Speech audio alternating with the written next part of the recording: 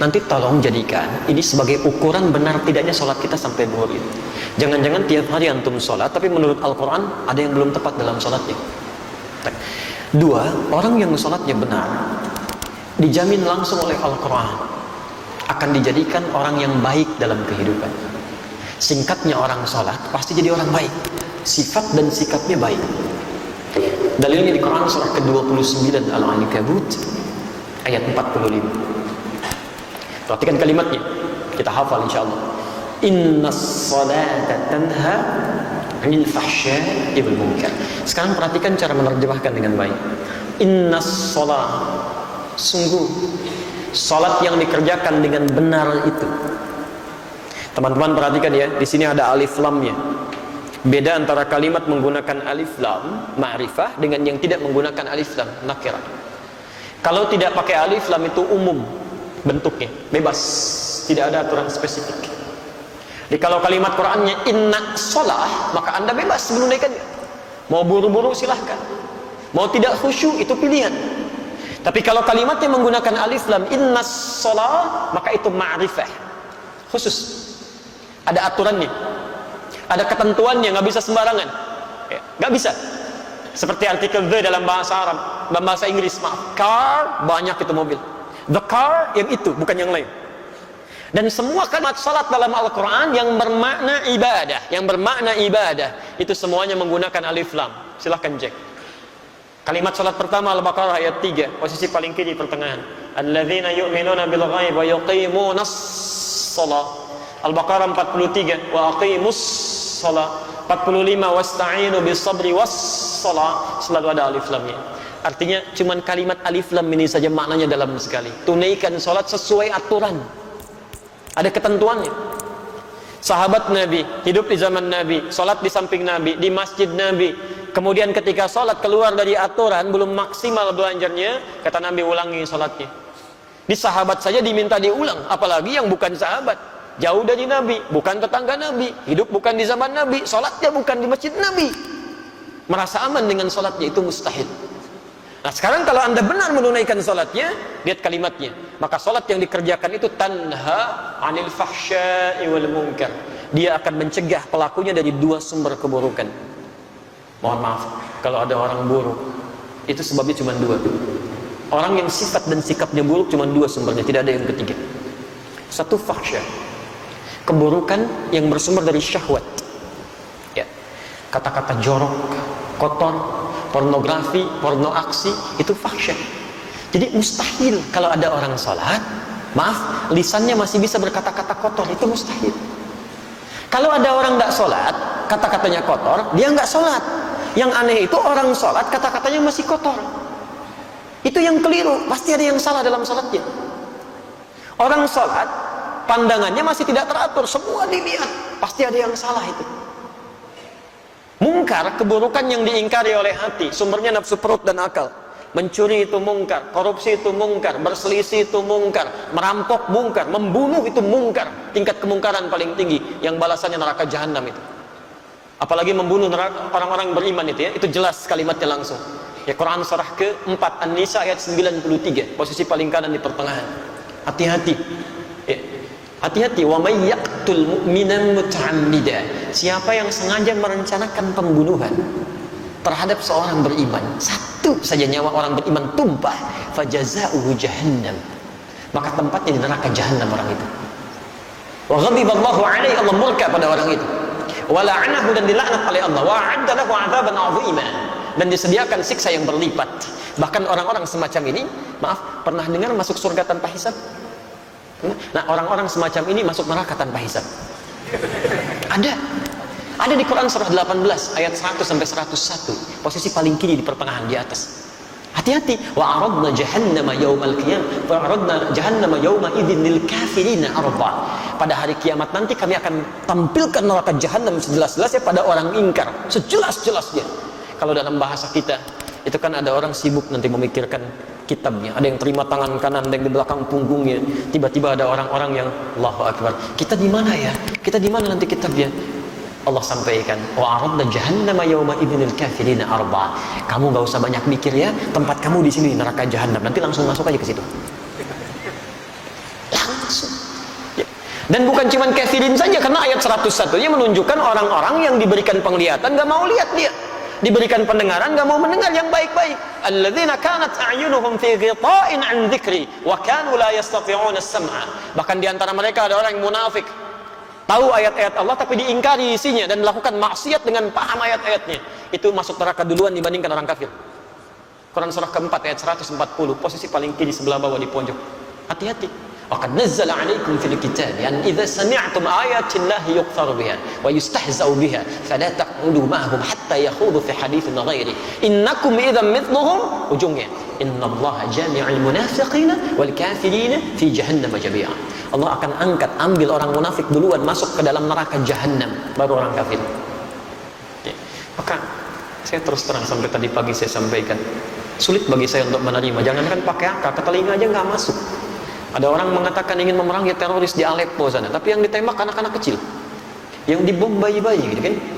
Ada perempuan-perempuan yang direnggut kehormatannya, ada orang tua yang dilecehkan kehidupannya, taruhannya dengan nyawanya, gitu. Antum masih enak sekarang, sholatnya nyaman di masjid. Orang-orang sana jangankan masjidnya, mau keluar saja nyawa taruhannya. Tapi yang ditembak tuh anak-anak kecil, yang bahkan Nabi pun melarangnya. Bagaimana Anda bisa mengatakan memerangi sesuatu karena jihad, tapi yang dihancurkan itu adalah sesuatu yang dilarang Nabi? Ada yang salah di situ. Kalau orang paham sampai dengan ayat ini saja, mustahil dia bisa melukai saudaranya. Demi Allah saya katakan mustahil, mustahil. Termasuk di kita. Ya, jadi nggak bisa. Ini masjidnya Al Jihad. Ya. Wah, ini sekarang ada banyak dikumandangkan jihad, tapi dengan cara yang tidak benar, gitu ya. Wallahu a'lam. Kalau benar mempraktekkan, kita luruskan ya cara yang dilakukan. Tapi kalau ada isu-isu yang ditampilkan, kita pun benarkan caranya. Jihad itu bukan tembak orang, bukan lukai orang. Jihad itu membela izzah Islam saat memang keadaannya terancam untuk dibela dan ditegakkan. Itu jihad namanya. Ya. Antum diambil mobilnya, antum pertahankan. Masa mau diambil imannya diam saja? Aji jihad itu di situ. Kalau ada yang melukai, kita pertahankan.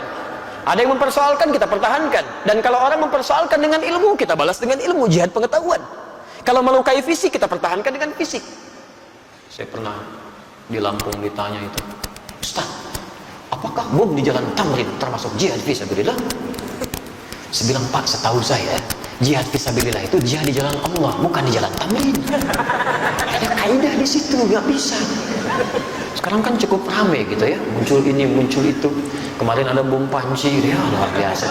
Pelakunya ibu-ibu, konon kamarnya demikian. Tapi memang luar biasa itu tuh. Amerika punya bom 7,2 ton, radiusnya 150 meter.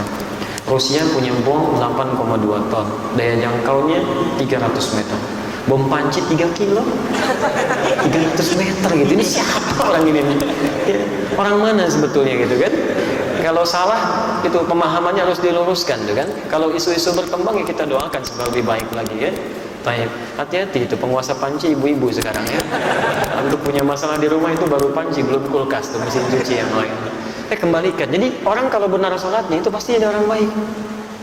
Baik. Ya, nggak repot kehidupan tuh, tenang gitu. Jadi kalau sampai hari ini kita sholat tapi lisan kita masih kotor, pandangan salah, perbuatan buruk, ada yang salah dalam sholatnya. Saya nggak tahu kalau di jihad ya. Beberapa tempat mau ke masjid saja mau sholat masih takut kehilangan sandalnya. Padahal mau sholat gitu kan. Pasti ada yang keliru. 3, ukur diri kita dan dia. Yang ketiga, orang yang benar sholatnya kata Al-Quran. Sholat yang dikerjakan pasti berdampak pada ketenangan jiwanya. Tenang. Quran surah ke-20 Taha ayat ke-14. Wa aqimis salata lidzikri. Tunaikan salat sebagai zikir kepadaku kata Allah. Ya. Zikir itu banyak di Quran. Banyak. Ba'da salat kita zikir. Sunnahnya zikir ada di Quran surah ke-4 ayat 103, posisi paling kanan sebelah atas. Fa idza qadaytumus salata fadhkurullaha. Maka jika telah tuntas Anda tunaikan salat, segera zikir kepada Allah. Ada kalimat diajarkan oleh Rasulullah SAW. Baca Al-Quran itu zikir, karena Al-Quran sendiri disebut dengan zikir. Quran surah 15 ayat 9, posisi paling kanan di pertengahan. Inna nahnu nazzalna dzikra wa inna lahu lahafizun. Kami telah turunkan Al-Quran sebagai zikir. Jadi kalau antum sedang baca Al-Quran, itu sedang berzikir. Penghafal Quran juga sedang berzikir. Bahkan 4 kali disebutkan dalam satu surah saja, surah ke-54 Al-Qamar ayat 17, ayat 22, ayat 32, ayat ke-40. Walaqad yassarnal Qur'ana lidzikri fahal min mudzakir. Sungguh kami telah mudahkan Al-Qur'an untuk digunakan sebagai zikir. Hafalannya disebut dengan zikir. Tapi apa fungsi zikir ini? Di tafsir Quran surah 13 Ar-Ra'd ayat ke-28. Ala bi dzikrillah tatma'innul qulub. Yakinkan pada jiwamu, pada dirimu, kalau zikirmu benar kepada Allah, dampaknya ke hati pasti tenang. Ini rumus di Quran. Antum kalau sedang kurang tenang, zikir. Di kantor sedang tidak tenang, di rumah tangga, wudu, ambil wudu, buka mushaf, baca Quran. Solusi belum datang, tapi minimal hati Anda tenang. Tenang. Hafalkan Quran. Dan puncaknya sholat. Kenapa sholat disebut puncak zikir? Karena sholat itu bisa menghimpun semua jenis zikir. Bukankah dalam sholat ada subhanallah, alhamdulillah, Allahu akbar, ada bacaan Al-Quran, ada hafalan Al-Quran, ada doa, ada istighfar.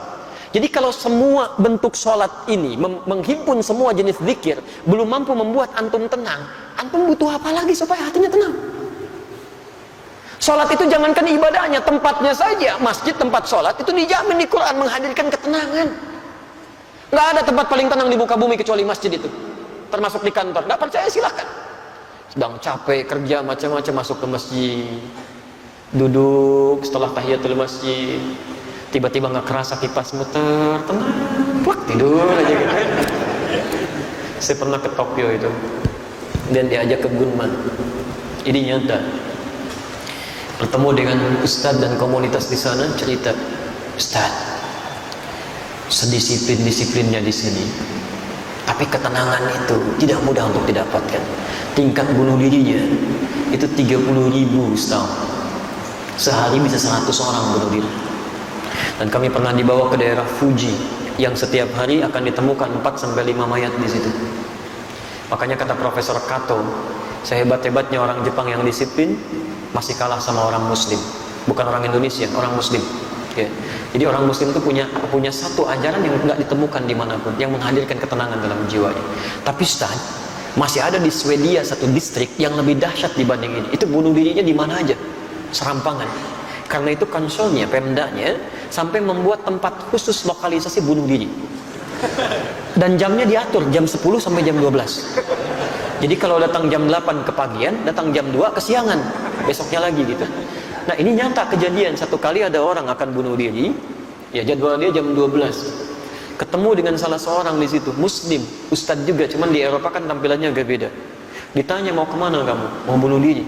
Jam berapa? Oh, jam berapa? Jam 12 katanya. Baik, sekarang kan masih ada waktu, mau ikut saya? Oh tidak, nanti saya terlambat. Terlambat? Kata Ustadznya, nanti saya berikan gantinya. Kan kalau kamu memang merasa dirugikan, saya bayar kan. Akhirnya dia ikut, dibawa ke masjid. Karena dia belum Muslim, dia nggak bisa masuk, dia nunggu di luar. Ternyata mendengarkan tausiah, ada mendengarkan bacaan Quran, Allahu Akbar. Tadi saking tenangnya duduk, ngantuk, plak tidur.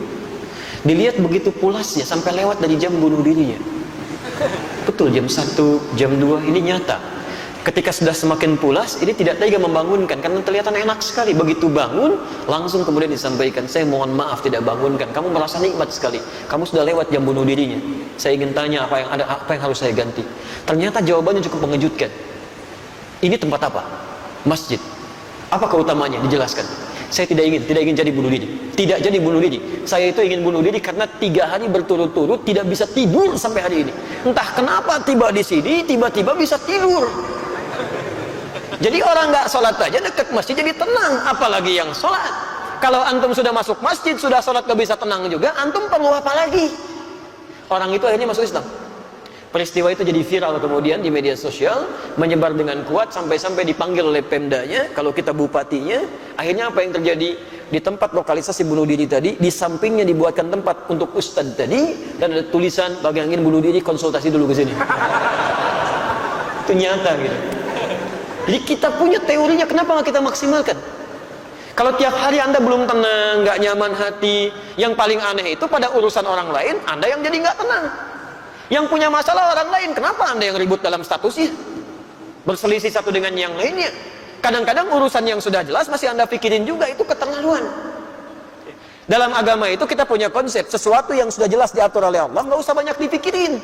Memang sudah begitu dipikirin pun nggak akan berubah. Mendung itu bukan urusan kita. Itu Allah yang mengatur. Mendung itu tanda hujan. Kalau sudah mendung ya siap-siap aja.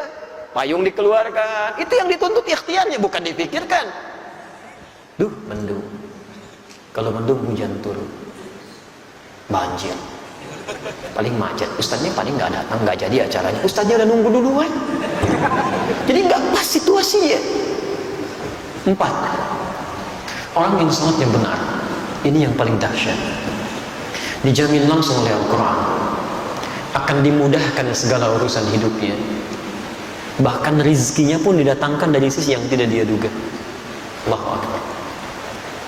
Quran surah ke-65 At-Talaq, di akhir ayat kedua, di awal ayat ketiga, di tafsir di Quran surah kedua Al-Baqarah, di ayat yang sama 2 dan 3.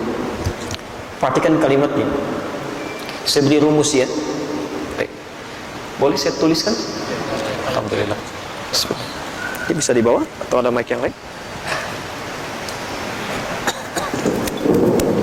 Baik, perhatikan rumus Quran surah ke-65 di awal ayat, di akhir ayat kedua, di awal ayat ketiga. Maaf, kelihatan? Oh, belum, saya belum nulis. Itu bagaimana ya? Itu makan apa barusan? Quran surah ke-65. Baik, bismillah. Perhatikan kalimatnya. Wa may yattaqillaha, siapa yang bisa meningkatkan takwanya kepada Allah, yaj'al lahu makhraja, kami berikan jalan keluar, solusi dari setiap persoalan yang dialami. Fokus ya. Kalau Anda punya masalah dalam kehidupan, di rumah tangga, di kantor, dimanapun, firman Allah sederhana, yattaqillaha yaj'al lahu makhraja. Jawabannya kata Allah, cukup tingkatkan takwa, kami selesaikan masalahnya. Jadi kalau Anda sedang punya masalah, biayanya nggak mahal, tenaganya nggak banyak, takwa tingkatkan, masalah diringankan oleh Allah. Jadi kalau Anda sekarang punya masalah nggak tuntas-tuntas, di kantor jadi juara, di rumah nggak pernah tuntas, padahal masalah yang sama oleh orang lain cukup dengan senyuman, Anda nggak selesai, mungkin cek, ini yang kurang. Bahkan rizkinya pun, wa yarzuqhu min haitsu la yahtasib, kami datangkan rizkinya dari sisi yang tidak dia duga. Jangankan yang Anda ikhtiarkan, yang Anda tidak cari pun tiba-tiba bisa mendatangi Anda. Nah sekarang kalimat takwa disebutkan perubahannya 115 kali dalam Al-Quran. Kalimat takwa pertama ada di Al-Baqarah, Quran surah kedua, ayat 2 sampai 3. Dzalikal kitabu la raiba fi hudan lil muttaqin. Siapa orang takwa ini? Ayat 3-nya. Alladzina yu'minuna bil ghaib wa yuqimunas shalah, menyempurnakan salat. Kalau Anda bertanya, ya Allah bagaimana cara saya meningkatkan takwa ini? Kalimat takwa pertama, salat. Jadi kalau salat kita meningkat dengan baik, masalah kita tuntas, selesai. Ya, salat. Jadi kalau sampai hari ini masalah tidak pernah tuntas, tapi kita salat, yang jadi masalah di kalimat yuqimun, barangkali belum sempurna cara salatnya, belum sempurna. 5 saya agak segerakan. Quran surah ke-23 Al-Mu'minun ayat 1 sampai 2. Orang yang salatnya benar sesuai petunjuk Al-Quran, tuntunan Rasulullah SAW, dijamin langsung oleh Allah Subhanahu wa Ta'ala akan diberikan kesuksesan dan kebahagiaan dalam seluruh aktivitas, sukses dan bahagia. Jadi ada orang yang sukses saja tapi belum tentu bahagia. Ada yang bahagia, cuma belum tentu keseluruhannya. Itu disebut dengan fauz namanya. 29 kali disebutkan derivasinya dalam Al-Quran. Turunannya ada fauzi, fauzan, faizah, fauziyah. Jadi kalau ada yang namanya fauzi, faiz, faizah, fauzan, fauziyah, itu orang yang diharapkan sukses dalam kehidupannya, sekalipun belum tentu bahagia pada umumnya. Tapi kalau bahagia saja, sekalipun belum tentu sukses, itu farihah. Farihah dalam bahasa Arab. Orang yang disebut dengan farhan, perempuannya farah. Jadi kalau ada yang namanya farhan atau farah, itu orang diharapkan bahagia dalam kehidupannya. Miskin pun nggak apa-apa, yang penting bahagia. Umumnya. Sekarang saya tanya Anda, pilih mana? Kaya tapi gelisah, atau miskin tapi tenang, tapi nggak ada pilihan ketiga dan tidak usah maksa. Sukses tapi nggak bahagia, atau bahagia tapi nggak sukses. Kaya tapi gelisah, atau miskin tapi tenang. Ini mana? Kaya tapi karena Anda kesulitan memilih dan pasti memilih yang ketiga, maka Allah tidak memberikan pilihan pada kita kecuali yang ketiga. Kaya, sukses, bahagia. Masya Allah, itu falah namanya dalam bahasa Arab. Falah. Ini yang keberapa tadi? Kelima. Saking pentingnya yang kelima ini, 5 kali minimal diperdengarkan di telinga kita. 5 kali sebelum kita sholat oleh muadzin. Setelah hayya 'alas shalah, apa? Hayya 'alal falah. Ayo sholat. Ya Allah, untuk apa sholat? Hayya 'alal falah. Kamu belum sukses? Datang sini. Saya pemilik kesuksesan. Saya pemilik rezeki. Saya berikan, kata Allah. Sujud kamu. Kamu belum bahagia? Saya berikan solusinya. Hayya 'alal falah. Kalau Anda sudah menggenggam itu semua, genggam, tidak ingin dilepaskan, maka kalimatnya berubah dari falah menjadi aflah. Aflah, kesuksesan, kebahagiaan yang digenggam, yang tidak ingin diputuskan, dilepaskan. Quran surah ke-23 ayat 1 dan 2. Qad aflahal mu'minun. Orang-orang yang imannya benar pasti menggenggam kesuksesan dan kebahagiaan. Siapa orang-orang ini? Ayat 2-nya. Ternyata mereka memulai dengan salatnya. Alladzina hum fi salatihim khashi'un. Yaitu orang yang bisa khusyuk dalam salatnya. Teman-teman silahkan cek ya. Semua sahabat Nabi dengan semua profesinya, yang pengusaha seperti Uthman bin Affan, Abdurrahman bin Auf, Tamim ad-Dari, Abu Bakar as-Siddiq, ada yang birokrat, Umar bin As, ada yang diplomat, Muawiyah bin Abi Sufyan. Masya Allah, itu sesibuk-sibuknya mereka karena paham tentang ketentuan ini, itu mereka tidak pernah meninggalkan sholat berjamaah, bahkan berlomba mengerjakan tahajud, sampai kata Imam An-Nawawi dalam kitabnya At-Tibyan fi Adab Hamalatil Quran. Imam An-Nawawi itu sebelum menulis Al-Arba'in 42 hadis, Riyadhus Shalihin 1896 hadis, beliau menulis kitab namanya At-Tibyan fi Adab Hamalatil Quran. Saya sudah cek di Indonesia ada itu yang bahasa Arabnya. Ada yang terbitan Darul Kutub Al-Islamiyah warna coklat, merah kecoklatan. Ya, antum bisa dicek halaman 38, paragraf pertama, baris 1 sampai 2, posisi paling kanan sebelah atas. Kalau terbitan kedua Darul Nafais warna kuning, halamannya 47, posisinya paling kiri, paragraf ketiga, baris 1 sampai 7. Itu bagaimana disebutkan Uthman bin Affan, Abdurrahman bin Auf, Tamim ad-Dari bukan senang saat rezekinya terus melonjak, tapi bahagianya dirasakan saat mampu tahajud di malam hari, sampai kata Imam An-Nawawi sampai bisa sampai khatam Qurannya, sampai khatam Quran. Bisa nggak dilukiskan? Antum mau ngecek kekayaannya, silahkan bandingkan. Abdurrahman bin Auf itu kapaknya jadi terbuat dari emas. Orang terkaya sekarang Bill Gates, orang terkaya sekarang nggak ada apa-apanya. Abdurrahman bin Auf kapaknya terbuat dari emas. Bill Gates itu belum tentu punya kapak. Bahkan banyak. Uthman bin Affan sampai sekarang asetnya masih ada, sudah 15 abad masih ada aja. Pernah membeli sebuah sumur yang dimonopoli oleh Yahudi. Setiap mau ngambil air, bayar, kata Uthman, saya beli sebagiannya, beli seluruhnya, beli kebun sekitarannya. Siapa yang mau silahkan ambil tanpa harus bayar lagi, saya wakafkan karena Allah. Kebunnya menghasilkan ribuan kurma. Sekarang wilayahnya bahkan dekat sumurnya akan dijadikan tempat-tempat untuk penginapan. Ada hotel-hotel yang luar biasa. Royaltinya datang dari situ, disimpan di Bank Saudi, disedekahkan lagi kepada yang membutuhkan atas nama Uthman bin Affan radhiyallahu taala anhu. Sampai sekarang masih ada. Dan itu ditempuh dengan takwa gitu. Jadi silahkan cek dia. Sahabat Nabi, dekat dengan Nabi, sebagian mereka bahkan menantunya Rasulullah SAW. Dijamin masuk surga oleh Nabi dengan lisannya. Tingkat surga paling tinggi, dekat dengan Rasulullah. Masih mau menunaikan salat sunnah bahkan pada malam harinya, dan dunianya sukses. Tahajudnya luar biasa. Antum bukan sahabat Nabi, tetangganya juga bukan.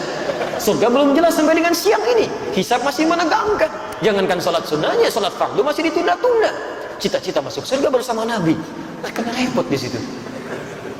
Jadi teman-teman, coba dicek dari 1 sampai 5 ini berapa yang sudah kita raih sampai dengan zuhur ini.